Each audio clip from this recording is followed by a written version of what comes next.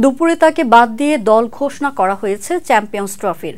সর্বশেষ 7টি ওয়ানডেতে 1 অঙ্কের রানে আউট হওয়ায় তা খুব একটা চমক হয়েও আসেনি। আনুষ্ঠানিক দল ঘোষণার আগেই লিটন দাস খবরটা পেয়ে থাকবেন।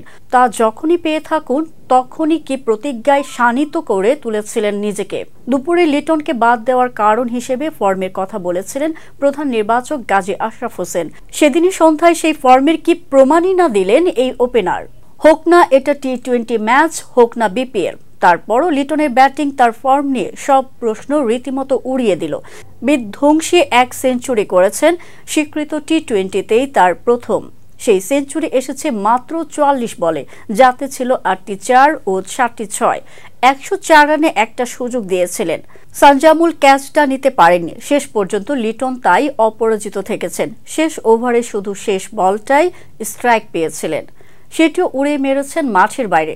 এক হাতে ব্যাট, আরেক হাতে হেলমেট নিয়ে যখন বেরিয়ে আসছেন, লিটনের নামের পাশে 55 বলে 125, 10টি 4 ও 9টি 6 খচিত এই ইনিংস বিপিএল ইতিহাসের সেরা ইনিংসগুলোর তালিকার উপরের দিকেই থাকবে।